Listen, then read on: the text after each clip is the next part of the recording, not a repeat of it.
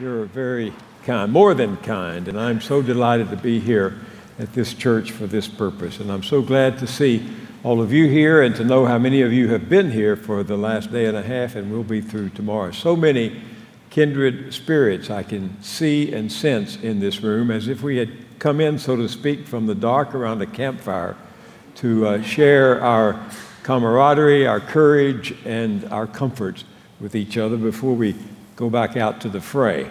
And a fray, a fight, a struggle we're really engaged in for the foreseeable future of our lives. On the way down here, I saw some new posters in the subway. You may have seen them. That reminded me of why we get together like this. I couldn't identify the sponsor. It was some secular organization, an advertising agency probably, pushing the whole idea of going places with others. So while the motive behind the posters was not clear, the simple truth about democracy was. Here's what that poster said that I saw this afternoon. The people you go with make it great. Doesn't matter who it is. A live event's better because they're by your side. You see the same thing, you feel the same feels. You're forever bonded by the experience of being there together. You've shared something that happened in front of your eyes that can't be taken back, can't be recreated, can't be summed up in 140 characters. Buddies leaving as brothers, co-workers leaving as work friends, and all because someone said those two little words, "Let's go."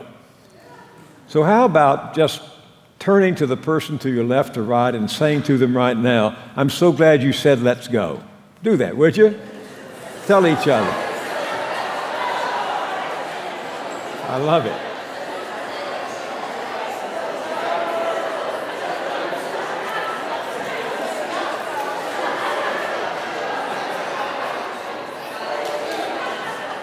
I didn't mean for you to take my whole time. But you're here to screen a film and not to hear a sermon or a speech. And that's what we're going to do. We're going to screen the film. But first, I want to tell you a little story. We went up to Riverside Church one day for a memorial service to an old friend. We got there quite early. And in the quietness of the hour, I picked up a very familiar book and opened it at random to a very familiar chapter of the Bible. Opened it randomly to the Gospel of Matthew, where the story of Jesus unfolds chapter by chapter. I'm familiar with those from seminary days forward, from Sunday school days forward, but it still intrigues me to look at the headings and to look at the key words in that chapter and piece together very quickly the familiar, although always new story.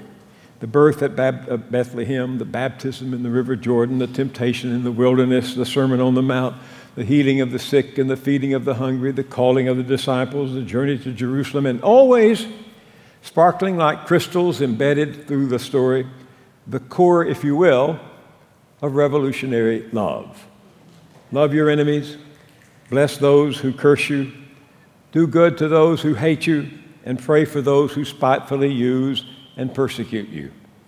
Whoever slaps you on the right cheek, turn the other to him also. And whoever compels you to go 1 mile, go with him 2. In those pages, we're in the presence of a great-souled Jesus, so familiar in art, song, and Sunday school, the embodiment of love, mercy, and kindness. But then, suddenly, the narrative turns. Jesus' demeanor changes. The tone and temper of the telling shift, and his eyes flash with white-hot wrath. And we read, "Then Jesus went into the temple of God and drove out all those who bought and sold in the temple and overturned the tables of the money changers. And he said to them, 'It is written, my house shall be called a house of prayer, but you have made it a den of thieves.' And he drove them out. All of them he drove out. No cheek turned there, no traveling of the second mile, no pats on the shoulder and admonitions, now be a good boy. On the contrary, Jesus grows angry, passes judgment, grows angry, passes judgment, and takes action. Grows angry, passes judgment, and takes action. He says to them, what is it you don't understand about out? And out they go.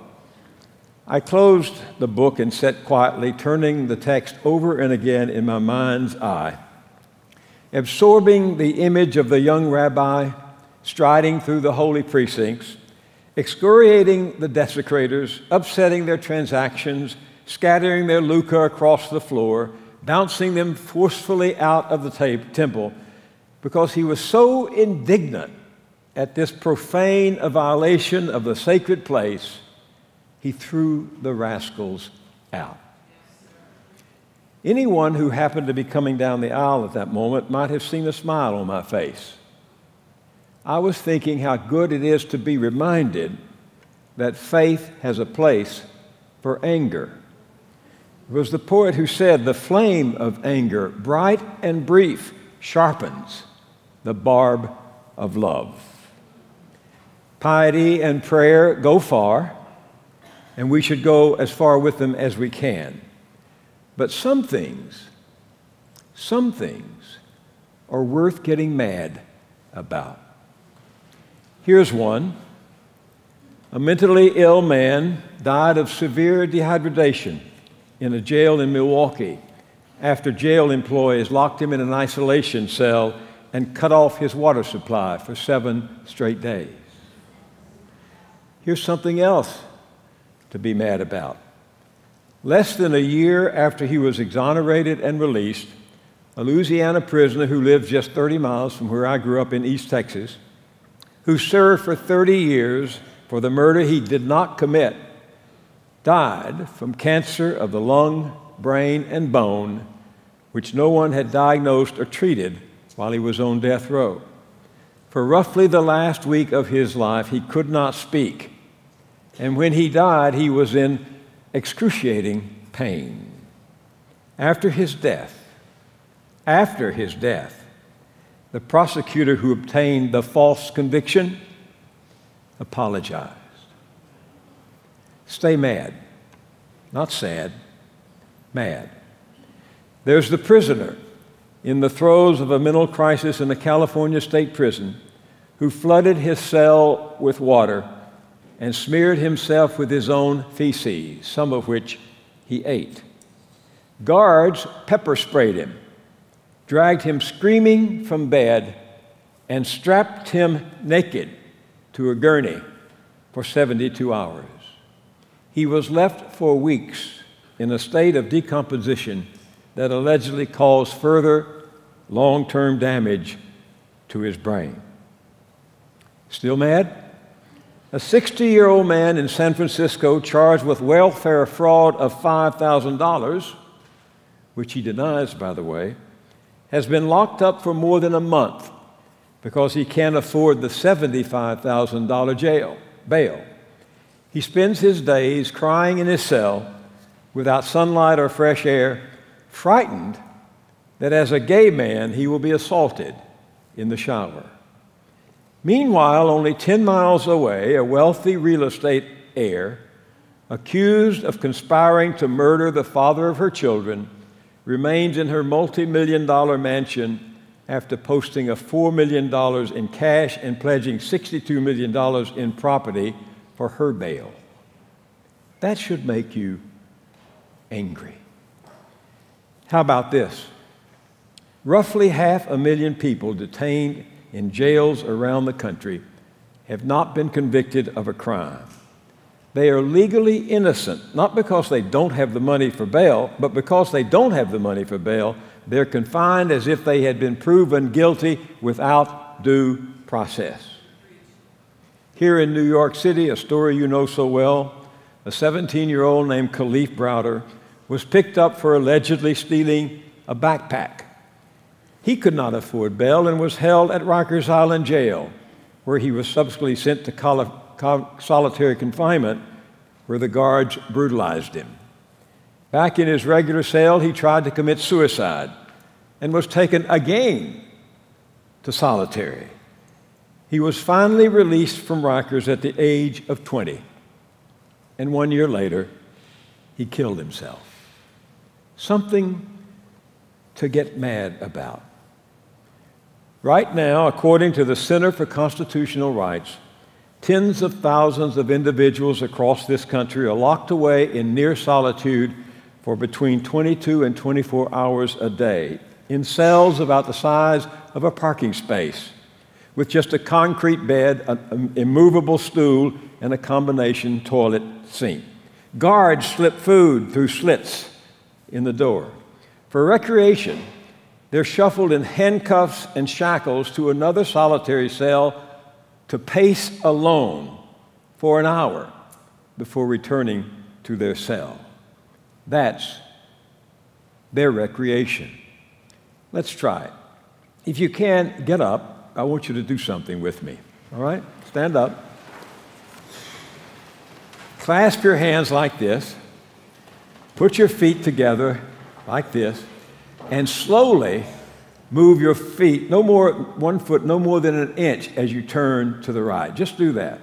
Would you? Just turn to the right. That's what it's like to be shackled in a solitary room and handcuffed, trying to get your recreation this way. This has been your recreation for the day, all right? Something to get mad about. We're told America is an exceptional nation, right? Who tells us, our politicians, of course, especially those who end their speeches, as the last three have done, God bless America. We're a light unto the nation, right? A shining city on the hill. But not many people know that solitary confinement is an American invention. That's right.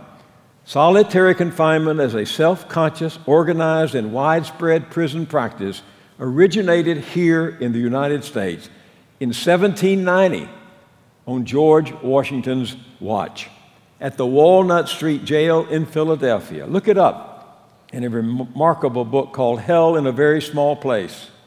The Walnut Street Jail added a new kind of cell block where 16 individuals were held in single cells arranged so they could not communicate with each other. A group calling itself the Philadelphia Society for Alleviating the Miseries of Public Prisons got behind the idea. They met for the first time in Benjamin Franklin's house. Mostly they were Quakers, and they meant very well. They believed in punishment for crimes, but also believed that all human beings were capable of redemption. They also wanted to replace the arbitrary and violent penalties of the monarchs of Europe with a more controlled and technocratic system of imprisonments that would more befit public power. Solitary confinement to them seemed almost humane and efficient compared to, say, flogging or the pillory and the stocks in the town square. Put the criminals, they said, in solitary cells and they will contemplate their crimes until they become, well, penitent. The block of new cells now had a new home, penitentiary house, a place for remorse, regret, and repentance, and a fresh start. They didn't get that right, did they? There are two trips I wish I could take in history. One was with the two young Frenchmen, Alexis de Tocqueville and Gustave de Beaumont, when they visited the United States in the 1830s, because this idea of solitary confinement as a redemptive measure had caught on, and prisons all across upstate New York and into Philadelphia, into Pennsylvania, were practicing this new punishment. Here's what the two witnessed when they went to Auburn Prison in upstate New York, whose own solitary confinement wing, established in 1821, held 80 prisoners. Here's what the two Frenchmen saw. In order to reform them, the convicts had been submitted to complete isolation. But this absolute solitude, if nothing interrupts it, is beyond the strength of a man. It destroys the criminal without intermission and without pity. It does not reform, it kills. The other trip that I'd like to take, that one with de Tocqueville and Beaumont, would be with Charles Dickens, who visited our prisons when he toured this country in 1842. Dickens wrote, the great novelist, "I believe that few men are capable of estimating the immense amount of torture and agony which this dreadful punishment, prolonged for years, inflicts upon the sufferers. And in guessing at myself, and in reasoning from what I've seen written upon their faces, I'm only the more convinced that there is a depth of terrible endurance which none but the sufferers can fathom, and which no man has a right to inflict upon his fellow creature." Right, Reverend Benny? How many days did you spend in solitary confinement? 1,305 days. You'll hear from him in just a few minutes in our film. Thank you for coming tonight. Mass incarceration warrants your anger. With less than 5% of the world's population, the United States holds roughly a quarter of the world's prisoners, more than 2.3 million people. I didn't make those figures up. You'll find them in the June 20th cover story of the notable weekly magazine, The Economist, June 20th, 2017, a cover story that calls the United States of America the jailhouse nation. You might think that public safety is the number one reason to incarcerate anyone, to lock people up to keep them from being a threat to society. Yet 39% of the nationwide prison population are there unnecessarily, according to a 3-year study by the Brennan Center for Justice just across town at New York University Law School. They are there with little public safety rationale. They could be released at a savings of $20 billion a year, enough to employ 270,000 new police officers, 360,000 probation officers, or 327,000 school teachers. And as everybody knows, America's incarcerated comprise mainly minority men under 40, without much education, often coping with drug and alcohol addiction, mental and physical illness, and meager work experience. In other words, incarceration falls most heavily on the poor. As everyone here knows, the system is particularly punishing toward black people and Hispanics. Blacks are imprisoned at 6 times the rate of whites, Hispanics at twice the white race. Our criminal justice has become the sharpest edge of America's racist problem. What was it the Hebrew prophets admonished? Do not exploit the poor because they are poor, and do not crush the needy in court. One more reason, we're going to the film, but one more reason for anger. You may recall the Department of Justice's Inspector General found that private prisons had higher rates of assault than regular prisons. So last year, the Obama administration announced it was phasing out the use of private prisons to house federal prisoners. When they did that, private industry pension of prison stocks tumbled because the industry is heavily dependent upon federal contracts for their profits. One day after Attorney General Sessions withdrew the Obama directive, the stocks of the 2 largest private prison operators in the United States soared 140% and 98%. If you didn't buy stock in them, you should be mad. In anticipation of a flood of new arrests that are predicted to come in the next 6 months, the Justice Department is handing out new, generous, and extended contracts to the prison industry. And many of the new beds that are being ordered, as we all know, will be for immigrants. We're coming to the film very soon now, I promise. But I want to tell you one more little story. People who know I've been working on this documentary for almost 2 years sometimes ask me, how is it we've let mass incarceration get so far out of hand, go so far beyond the reasonable and the rational? I've been suggesting to those people, as I do to you, that they go home and read Ursula Le Guin's short story, The Ones Who Walk Away from Ominous. Ursula K. Le Guin, who's now in her 80s, a remarkable writer. I interviewed her several years ago about her work and her life, and this is where I found the story of Ominous. Ominous is the picturesque little idyllic town that Le Guin created for her setting. Bright towered by the sea, she describes it. When the story opens, the people of Ominous are celebrating the summer festival. It could be around about now. It's a bright and beautiful day. The air is sweet and full of song. Swallows soar high above the town, and the chimes of the town ring across the streets. There are games and races and contests for fun. Good food of every kind, and children running everywhere. Happy, laughing families strolling through the town. The elderly nod, wink, and smile. Couples hold hands. Everything's perfect in this little utopian town. Except it's not. How many of you read the story? You know everything's not perfect, because their happiness depends on knowing, on everyone in town above adolescence, everyone knowing about and keeping a bargain that the town has made. A bargain with whom we don't know. Le Guin doesn't say. It could be the devil, it could be God, it could be anything. But the people of Ominous understand their happiness is permanently guaranteed if everyone in town honors the bargain. Here's the bargain. Below the ground, there's a room, a solitary room.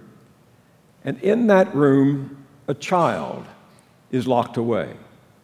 A child naked and half-starved, barely surviving on a bowl of cornmeal mush a day, left to sit in its own waste and filth, shivering with fear, alone, hopeless, and helpless. The child barely makes a sound, except occasionally to whimper with a plea, or it might be a prayer, to be released, to be free. Every adult in Ominous knows the child is there. They can even peep in for a look if they wish. But no one is allowed to stay long or speak even a kind word to the child. It's weird, it's strange, and it's disturbing. But there's a shocking truth to it. The people in town, as she describes them, have a conscience. They know about the bargain. They know about the child. And they know that their own way of life, their civilization, their happiness depends on that child's suffering. Yes, some people look through the peephole, young people mostly, see the child and leave town never to return, but most people stay. And they live happily ever after, more or less, safe in the knowledge that the bargain they have struck with evil pays off. It works. It's a good deal. My brothers and sisters of a progressive faith in politics, mass incarceration is the bargain we have made with evil. We have caged a vast swatch of humanity in this jailhouse nation and looked the other way at what is being done in our name, with our money, and presumably for our health and safety. We are the citizens in New York of Ominous. We know that just across the river, hardly a mile from here, is Rikers Island. We know that even at this very moment, the inmates can be looking out of their cells and seeing the skyline above where we are. On any given day, 7,000 to 15,000 over the last 4 decades warehoused there. It is the largest of our 4 prisons and the meanest. A culture of violence came to dominate the island. Brutal beatings of inmates by the guards, attacks on unsuspecting staff by the inmates, humiliations of every degree, gang wars, corruption through bribery, drugs and enticements, rape. But New Yorkers on the whole, including yours truly, you can land at LaGuardia and look off the right tip and you see RIKERS right below the right wing of the tip. When the wheels scorch the runway, if you get a quick glimpse out the right porthole, you can see the barbed wire at this end of the island. I used to land there, look at it, and hardly wonder. I've done documentaries on prisons around the country, but this one was the child buried in the ground where I live. And I paid too little attention. Our bargain here in New York was, we'll pay the bills and look the other way. Just keep the lid on and stay out of sight. And it was easy for RIKERS to be invisible because it's on an island. In Tom Stoppard's play, Night and Day, there's a line that's unforgettable. He says, people do terrible things to each other, but they're worst when they're done in the dark. Thanks to inmates who spoke up and filed suits, thanks to families who began to speak out, and thanks to activists and advocates who stood for change, journalists began to take a more than a glancing look at RIKERS. A series of brilliant journalistic investigations soon scattered the darkness that surrounded the island. Reporters for the New York Times, the New Yorker, the New York Magazine, the online publication Intercept, and WNYC here in New York began to tell about the degradation of human dignity on RIKERS. But no matter how brilliant the writing and no matter how brilliant the reporting, due to the nature of print, the testimony of the witnesses had to be filtered through the experience and eyes of the journalists. I wanted to change that. I did the research and found not a single long-form documentary had ever been done that enabled us to hear the detainees from RIKERS in their own voices, telling their own stories directly into camera.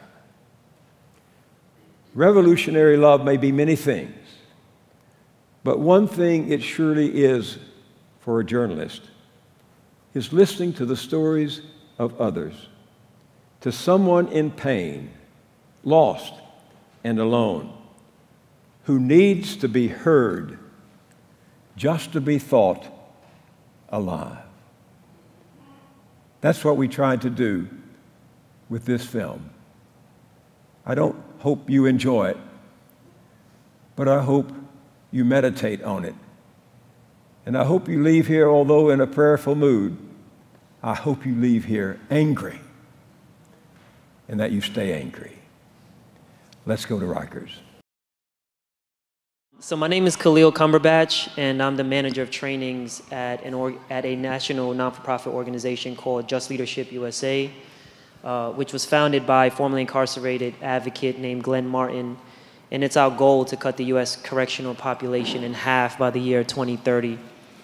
Do we believe that when we do that, that we would have somehow solved all of the socioeconomic ills that lead to mass incarceration? No, but it is a way to push the field that is so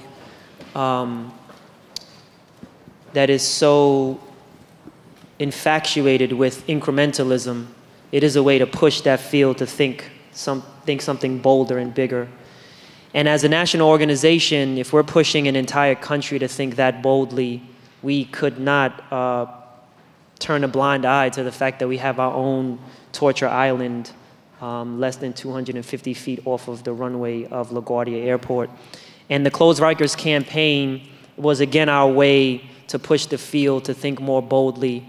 It was at a time when people were saying things like we shouldn't have 16 and 17-year-olds in solitary confinement. And our founder, Glenn, said, you're right, but on top of that, we should close RIKERS. And less than a year ago, or I should say a little bit more than a year ago at this point, that was something that some people, including the mayor of this city, believed that was somewhat of a pipe dream. But now we're at a moment where not only has he agreed to making that plan reality, but also we've had a commission and many other elected officials, including the Speaker of the New York City Council, Melissa Viverito, support that effort.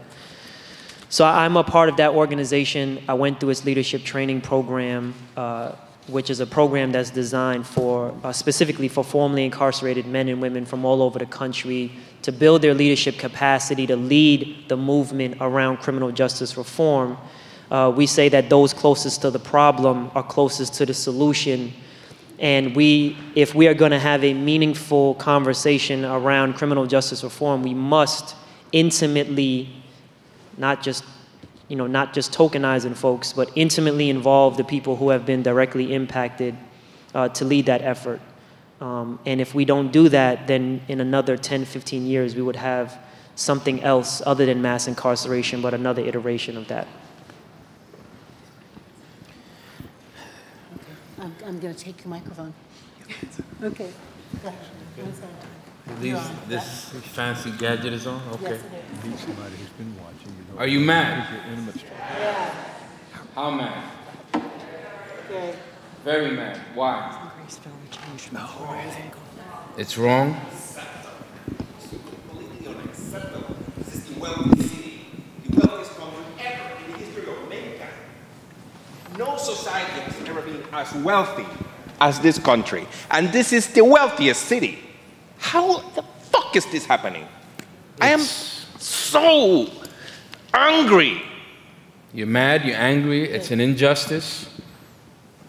My name is Reverend Hector Bienvenido Custodio. As Latinos, we have a bad habit of giving our children long names. So everyone calls me Pastor Benny.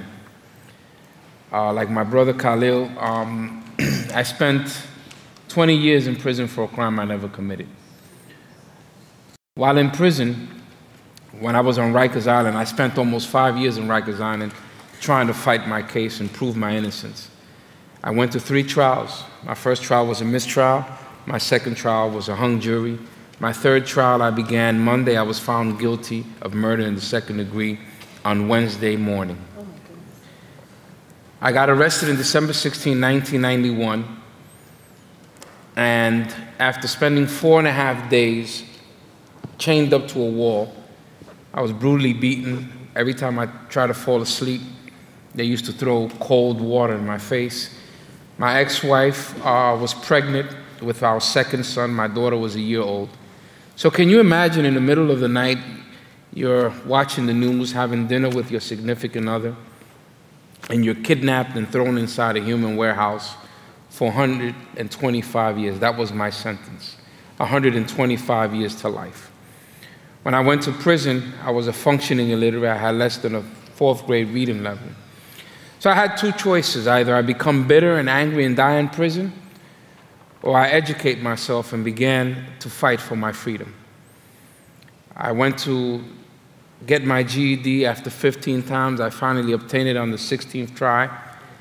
I pursued my education, earned my associate's degree, became a certified paralegal, and started learning the law because as a Latino, I didn't have the privilege of hiring a lawyer, and my bail was over $2 million. So immediately, not because people want to, but everyone started disappearing. The only person who stood by my side was my mom and my little sister. So I wrote over 60 to 70,000 letters. I wrote to numerous churches, organizations, university, anyone that could hear my story, but to no avail. I continued to earn a Bachelor's of Arts degree and earned an opportunity of a lifetime to earn my master's degree, and I'm a graduate of the New York Theological Seminary. While in prison, I became an adjunct professor. I started recruiting people from gangs and putting them in an educational arena. And I started talking to them about concept theories and philosophies, and while other people invested in their failures, I began to invest in the success of our men inside these human warehouses. One of the funny things about this story is that one of the individuals who falsely accused me not only ended up being in the same prison where I was at, but right across the cell. So the victim's wife, the victim's children, the victim's mother started visiting me on their own volition.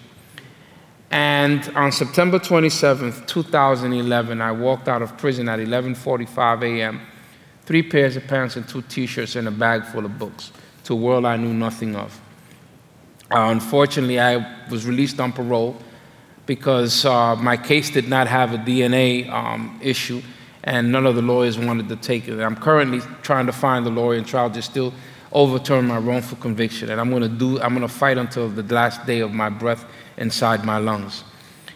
While I earned my master's, the Lord gave me a vision. And the vision was that I will never leave you and I will never forsake you. And it comes out of the book of Hebrews, and he gave me a vision. And currently, I am pastoring a church out in Brooklyn. I have my own non-for-profit called Never Forsaken Reentry Ministries. He gave me a beautiful Proverbs 31 woman who is sitting in our midst. And next week will be my last day of class. I received a full-time scholarship to earn my doctorate degree. And I am graduating pretty soon. So the vision that God has given me is to put the Department of Corrections out of business. And we are in the process of fighting this unmerciful giant. And hopefully this platform will create and spark and ignite a fire to bring an end to these abnormal societies in human warehouses.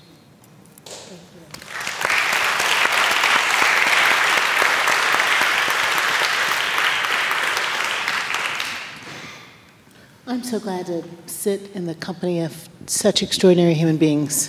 Thank you. You know, we've been working with the Close RIKERS campaign at Middle Church, and I think more than anything, I'll bet you people out there want to know what you think is the best way that folks like us, progressive, well-meaning, loving, faith-filled people, what can we do in our own context? What would you tell them are steps 1, 2, and 3? We can put on our website what Middle did, but how can they engage your work? How can they engage the campaign? What would you recommend? One of the major problems that one of the most powerful entities in the world, which is the church, is not acknowledging, is that throughout the Bible, those of us who study the Bible, from the book of Genesis to the book of Revelation. In fact, let's stay in the New Testament, 27 books of the New Testament, 14 of them were written inside a prison cell. The longest story in the Bible, Genesis chapter 35 to the 50th chapter, not only speaks about a wrongfully convicted man, but also an immigrant. So what type of relationship does God want with the formerly incarcerated, with those who are considered the least of these, those who are considered the lepers of society? One of the issues that we can do is get involved. The church has been complacent, and we have become, and no disrespect to anyone, but we have become bench warmers, and we have not heard the cries of those that God is trying to call out of the wilderness. When I came home, I was introduced to several churches, and none of them wanted to accept me because of the place where I came from. We don't deal, one pastor told me to my face, we don't deal with your kind. Another one said, I don't want you around my people. Some churches are either ill-equipped or ill-informed to deal with the returning citizens, or churches don't forget that Jesus died on the cross as a criminal. So, the book of James says that faith without works is dead. We can pray for someone until we're blue in the face, but it takes action to get involved. There are men and women, thousands of men and women who are not only wrongfully convicted, but who have paid their debt to society. Why should they pay their debt to society for the rest of their life? Why would they walk around society being martyred and Cain with a label on their forehead? It is the church, it is men and women like you who have the power to abolish, to humiliate, to desecrate, to annihilate this unmerciful giant that is destroying men and women on an everyday basis.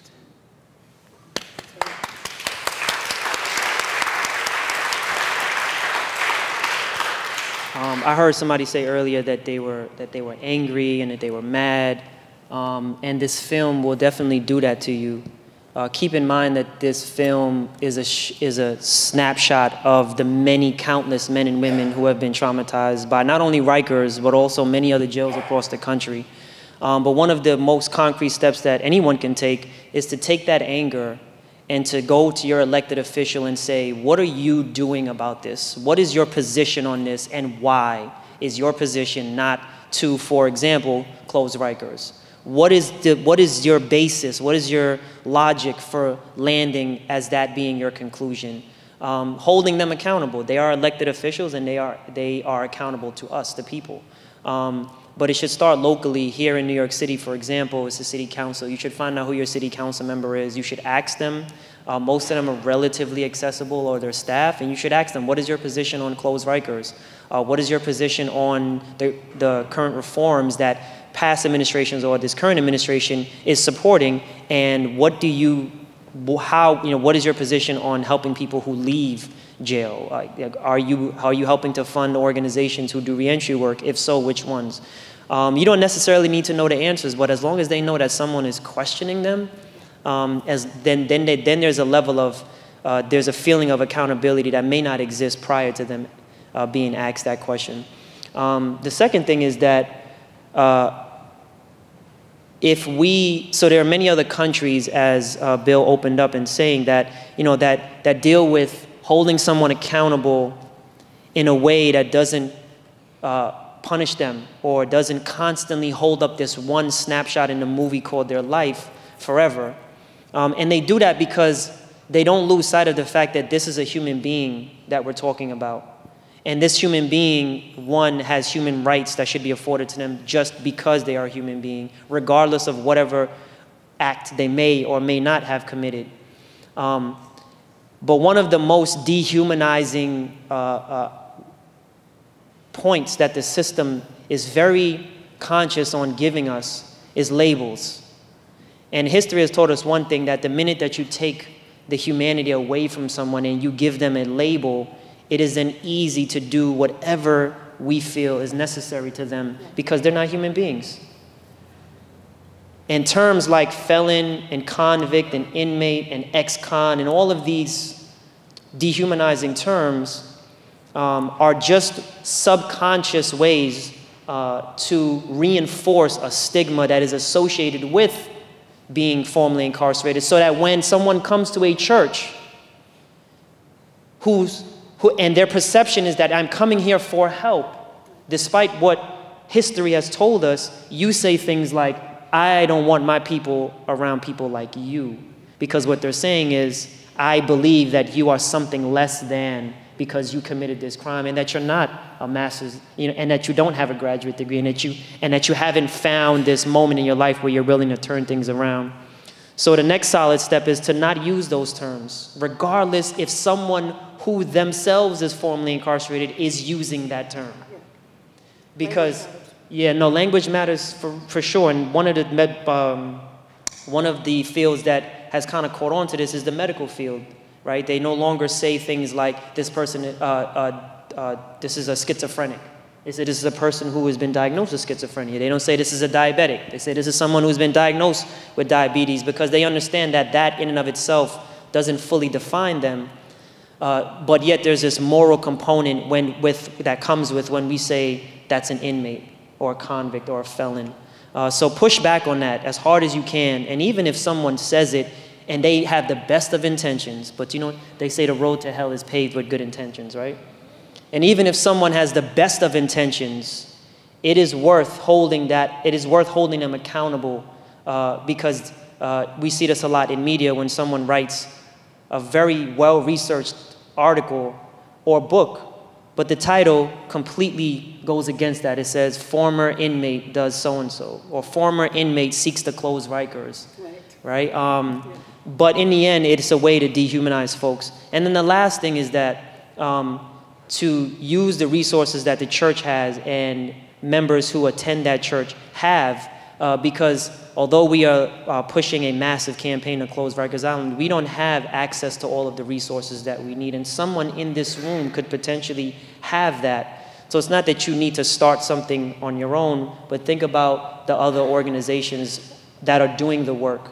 And then the last point is that because I know that there are many churches across the country that have what they call prison ministries. And I've always thought about that, because if I'm coming to attend the meeting on Thursday and it's the prison ministry meeting, then I also understand that there's a stigma associated with being formerly incarcerated. I may not want everyone to know that I'm attending the prison ministry, right? Because that only could serve to isolate me even more. So think about ways that we are addressing the needs of individuals who return from prison and jail individually, but not have to give it a label that kind of connotates some negative energy or attention or criticism. That's beautiful. I want to just ask you one more question. I want to take two from the room. 13, the movie. Y'all saw that? Yes, absolutely. Maybe it's a statement, and maybe I want to see what you think, but I feel like part of what's happened as the prison industrial complex is some kind of warehousing of black and brown bodies. Not only that, but that, raced. That it's easier to thingify a person. I mean, like our scriptures, our revolutionary love scriptures say, Jesus says, go feed the poor, go see the imprisoned. Jesus, when have we ever seen you poor? When have we ever seen you hungry? When have we ever seen you imprisoned? When you've done it to the least of these, you've done it unto me. I mean, our scriptures say, when we care for those on the margins, when we care for those who are imprisoned, incarcerated, wrongfully or rightfully, in the penitentiary, become penitent place, we're doing that to Jesus. Yet, black and brown bodies are largely commodified in this, and I think more easily thingified. What do you think about that? Less human, you know, in some kind of way. The scripture that you're describing is in the Gospel according to Matthew, the 25th chapter, from the 38th verse and on. Now, Jesus was having two conversations. He first confronted the political powers, and he asked them in a conversation, when I was sick, you didn't heal me. When I was naked, you didn't clothe me. Because they had tried to trap him. What is the plan of salvation? And he asked them, when I was hungry, you didn't feed me. When I was in prison, you didn't visit me. And they were all astonished. Why? Where were you in prison where we didn't see you? When were you hungry? And his response was very simple. To what you have done to the least of these, you have done unto me. You have a moral obligation to take care of people who are less fortunate. Now he went to his disciples, who walked with him for 3.5 years, who saw the miracles, who saw him speaking truth to power. And they were astonished. And they were saying, just because you're walking with me doesn't mean that you reached the plateau. There's much more work to be done. And what you have done to the least of these, you have done unto me. There is a war on black and brown individuals now. I mean, I can go back to eons ago, but it solidified during the crack era with Reagan. And then our people have not been able to recover ever since then, since the crack epidemic. Now you have the new form of isolating, putting them inside these human warehouses. Prison industrial complex. So now, people are no longer people, they're commodities. You have this new wave now with this political arena, now that Mr. Moyers earlier stated, the new private prisons, the new immigrants are going to be coming in. So when does it stop? It stops when we stand up and say no more. We're not advocating for the floodgates to be open to let every prisoner in the United States free. Absolutely not. That's not what we're trying to do here. We're trying to speak to you, to let you know the Bible said there's power of life and death in the tongue. If we speak death, our people will die. If we speak life, our people will live. And in order for our people to live, we must speak against this unmerciful giant that is destroying our communities of black and brown people. Thank you. Thank you.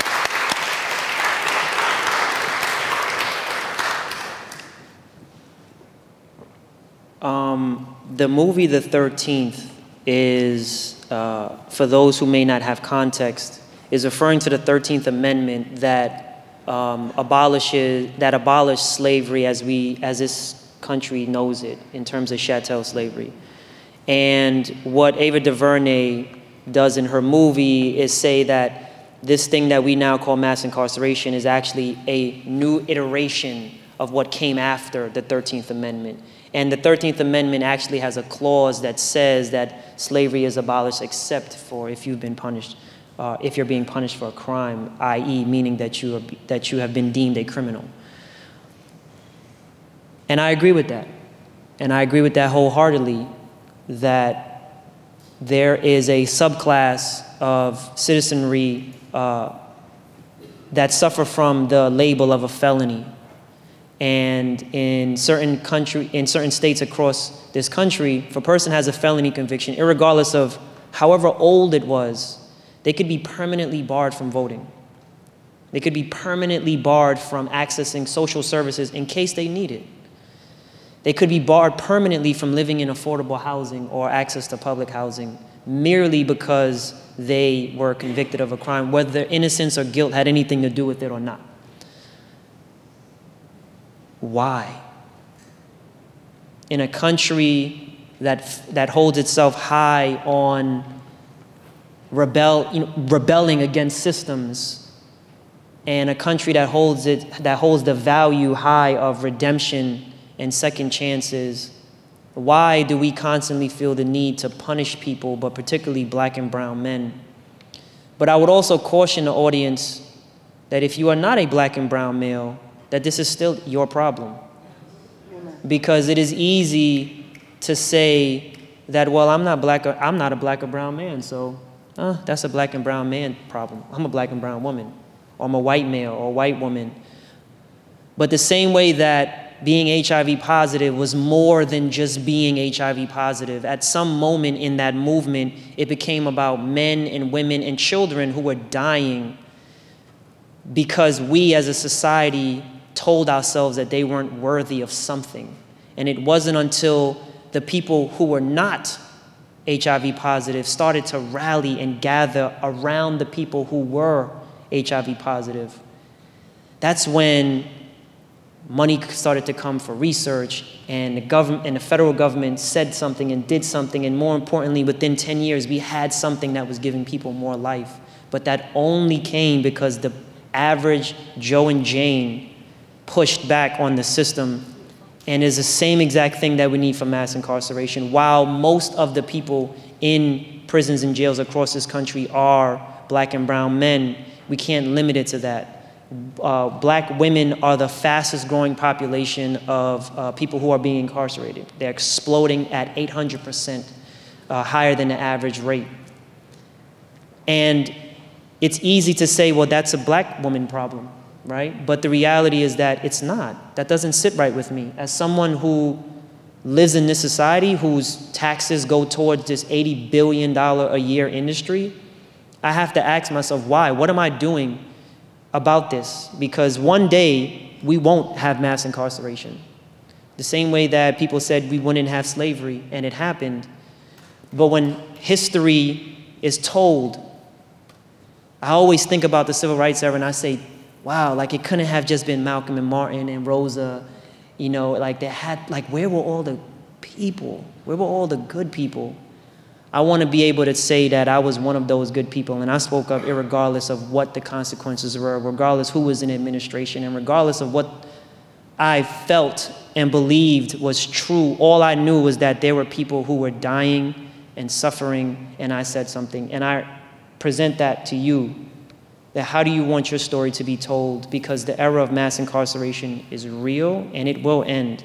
But you will have a story no matter what.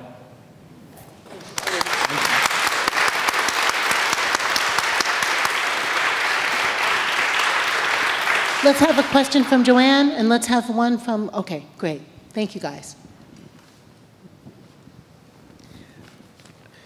Thank you. Thank you so much for your powerful testimony. And I'm thinking about a couple of things. I'm thinking about the problem of moral injury that occurs for some people in war. It occurs for some people in prison and in jail. I'm thinking about recidivism rates and what those of us on the outside who are trying to develop community-based programs collaboratively with those of you who are in the position to model a trophic cascade that could help turn our society around. What do you want us to know about what folk getting out of prison need the most?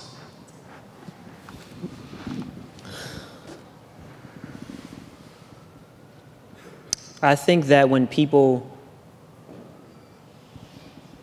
so I served 6.5 years in the New York State prison system.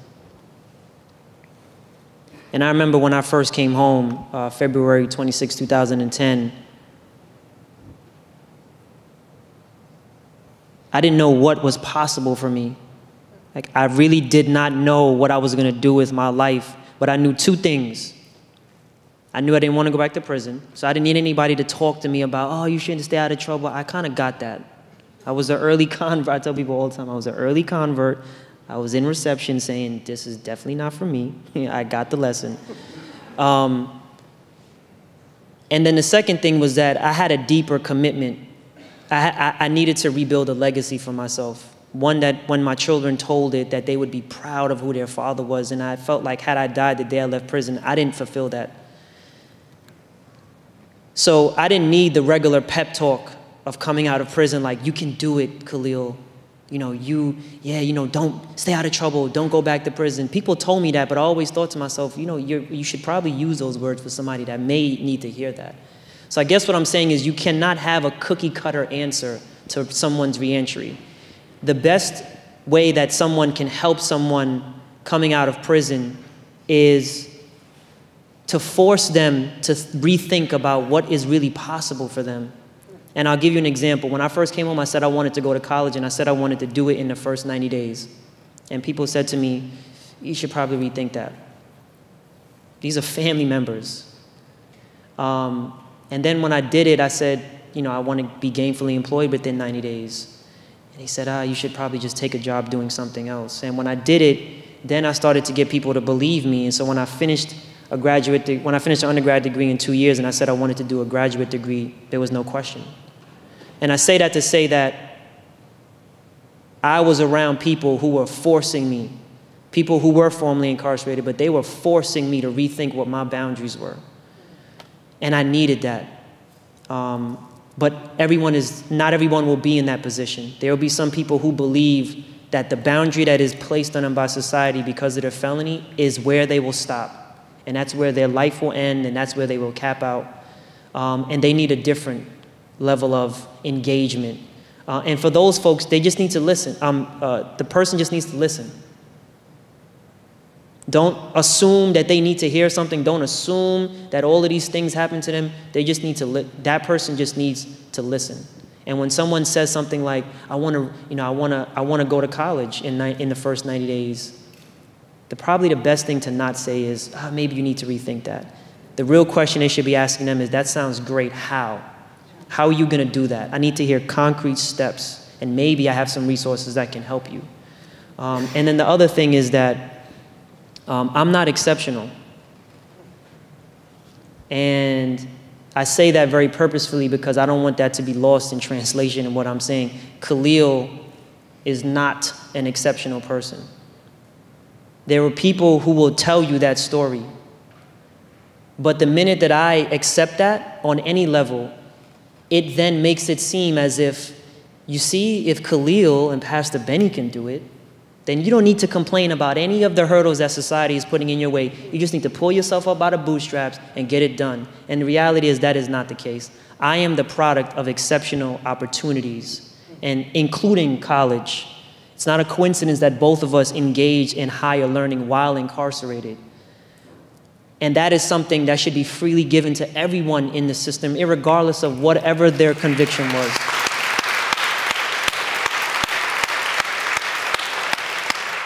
Because we all know the power of education. And education can force you to question yourself about what it is that you truly believe. And if you believe that all your life the color blue is blue, and through education you learn that it's red, then you start to ask yourself, what else was I told that was a lie? And so that's another thing, that folks need to have access to higher education while incarcerated, ideally before being incarcerated. I would have loved for the judge to tell me, you're facing an 11-year sentence, but I'm going to postpone it for 1 year, and you're going to go to college, and you're going to come back to me in a year and tell me how you feel about going to prison. But we're not, our system is just not that bold as yet, but it'll only get there if we constantly hold it accountable. So thank you.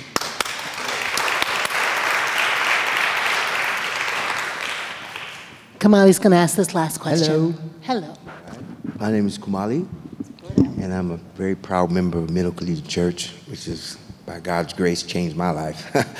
I want to preface what I'm going to say by my question by 2 statements. One, when you're arrested in New York City, before you even get out of the precinct, when you're being fingerprinted, the police officer will say this to you.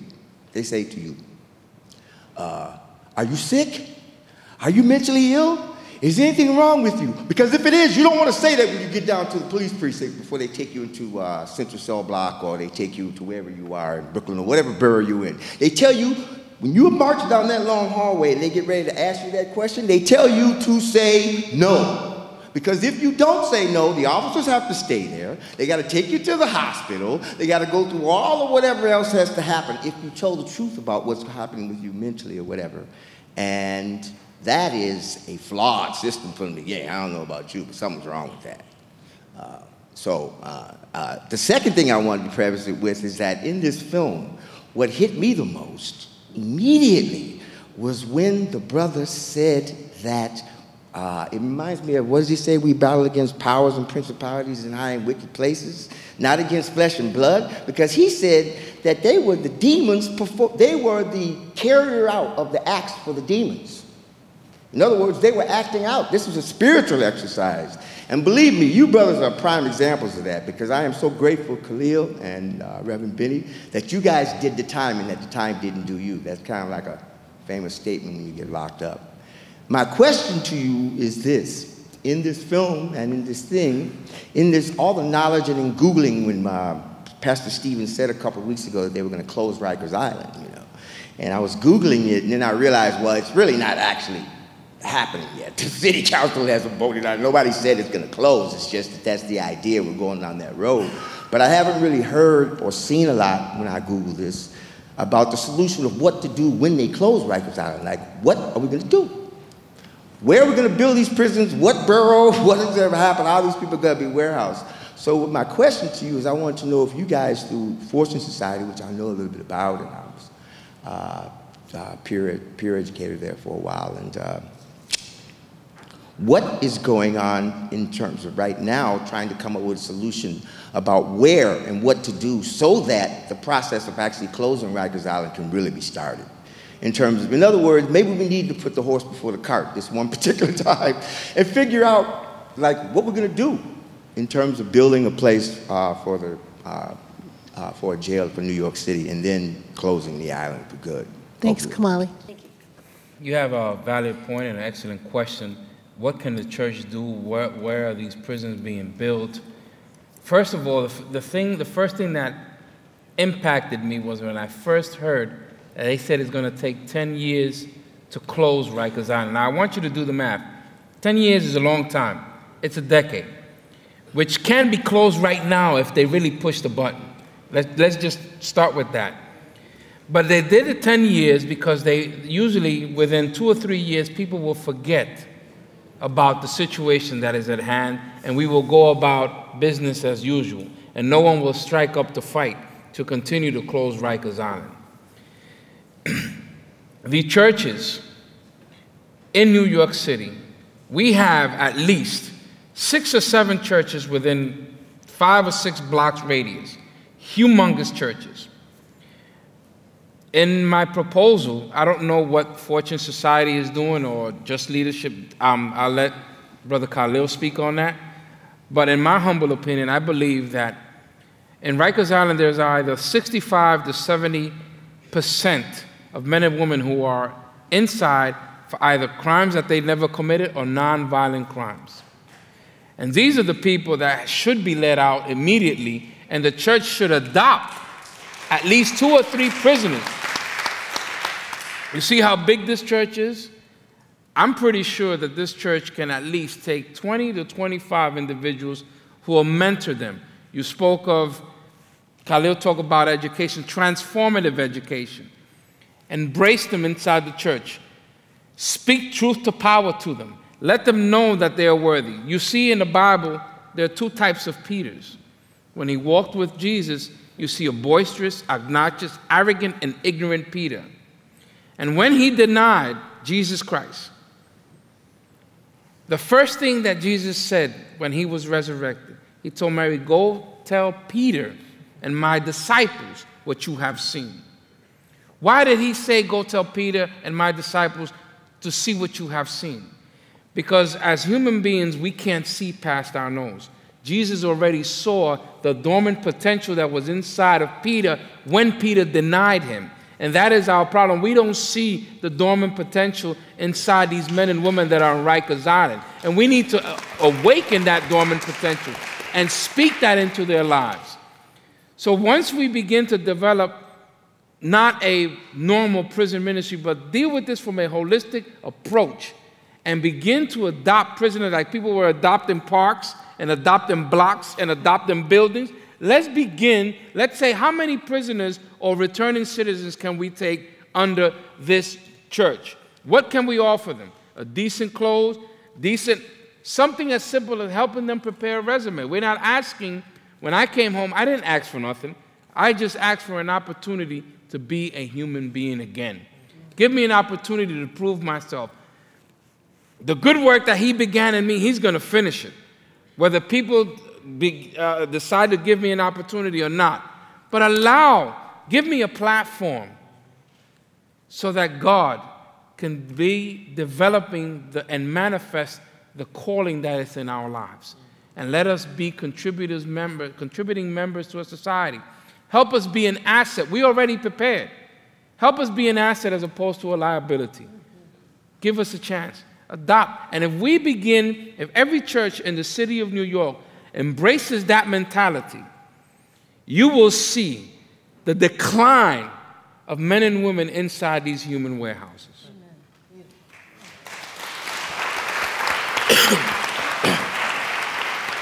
Do we have time? Yeah, so first I just want to point out that prison is different than jail.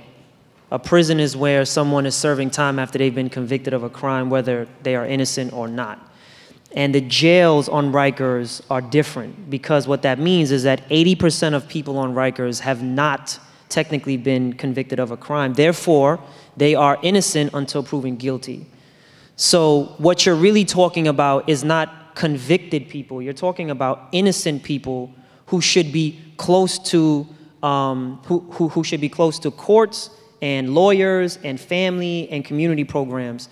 The most devious side about Rikers is that it is an island, and that it is out of sight and out of mind, and it is something that is so pervasively built into the culture of Rikers that the bridge in and of itself shows you that you are away from society. And if you are a violent person and you feel like you can come to work and beat somebody's head in every day, who's going to hold you accountable? Because there's no one to say that there's no feeling that you're in society. You literally are removed.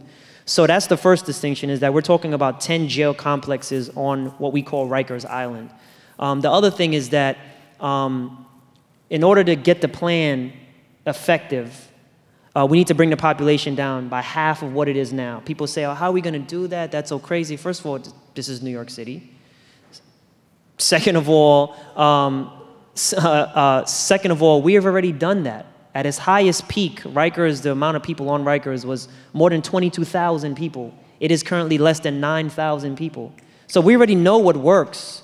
We already know what works. So it's not about how do we figure out what works. We know what works, on top of the fact that there are people who get ran through the system for crimes that don't necessarily need to be that they don't necessarily need to be exposed to the criminal justice system. You're right, there are people in the system who need mental health treatment, substance abuse treatment, that do not need to be arrested because when the first person that responds is a police officer. And when you're a hammer, everything looks like a nail. It may look like a different size nail. This one, in the end, everything, you're a hammer, everything's a nail. So that's another part of it, is that we need to remove people who don't necessarily need to be in the system out of the system. And to remind folks that we already have smaller, more humane jails in the outer boroughs. There's one in Brooklyn, downtown Brooklyn. There's one in Queens and also there's one in downtown Manhattan. So the main cost of housing someone on Rikers Island is transportation to and from. So even if someone is in Queens and they have a court date in Queens Courthouse, although Rikers Island is technically closer to Queens than any other borough, it still can take you all day to actually get someone from Rikers to the court, from the court back to Rikers. Per bed, per year, is $247,000.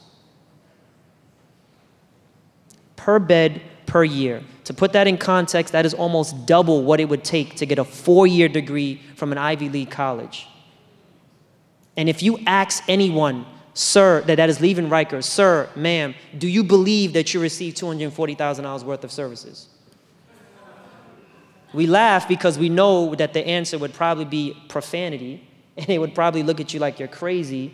But the reality is that is literally what we are investing. And most people, when they leave Rikers, are not better suited to cope with the psychological trauma, the physical trauma, the emotional trauma that comes with leaving jail in general, but definitely comes with leaving Rikers. So no, we don't, as an organization, no, we don't believe that 10 years is a sufficient plan. And you're right, it is just rhetoric up until now. The Lippman Commission put out a report. The mayor said, I agree with it. We need to come up with a concrete plan. But what that means is that us as an organization, we have to continue to be advocates by pushing the mayor and city council to expedite that timeline. But also folks in the crowd, as I mentioned earlier, should continue to hold your elected officials accountable, regardless of whatever happens in the mayoral election.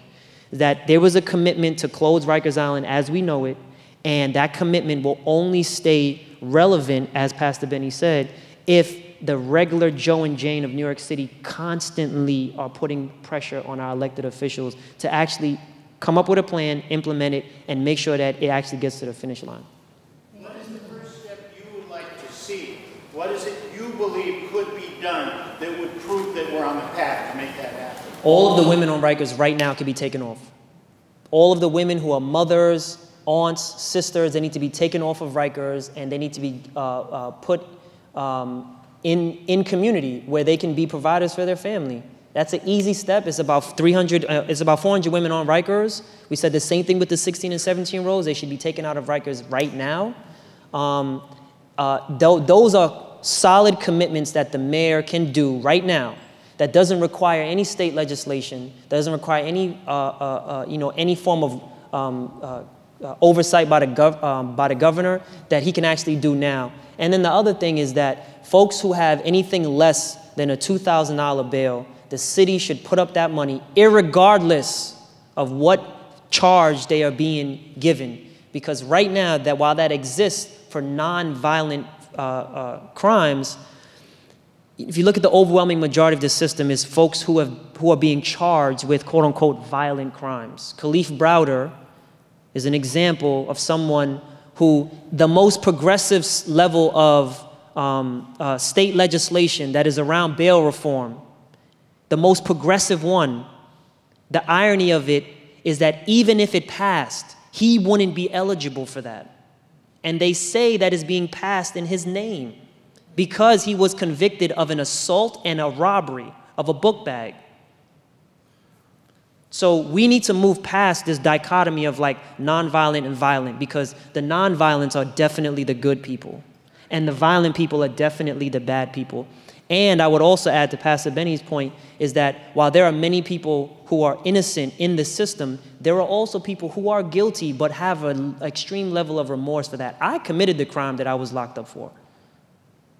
But that didn't mean that I was somehow less worthy because I had a violent felony of having access to higher education, or that I was less worthy of having access to community supervision, which could have gave me a greater chance to become a better community member. So what I'm saying is that there are many levels to it, but those are a few concrete steps that the mayor can actually take that would show good faith, and to say that we are thinking progressively about how we can actually get to the finish line of closing RIKERS. Absolutely. That's great. Guys, we have had a Close RIKERS campaign ongoing on the website. We'll update that with this newest, so that everybody can plug in, okay? So that you can plug in no matter where you are, because also pressure from all around the country and all these places, I think, is really important. We got to stop. We do, of course we do, love. We know these people. These are our people. So, no, what I'm saying, sweetie, I'm saying we're going to put all of this on the website so that everybody, including you, my love, Karen, can know exactly how to reach, how to do, how to get involved, how to make the petition. We're going to continue the campaign because we haven't won, right?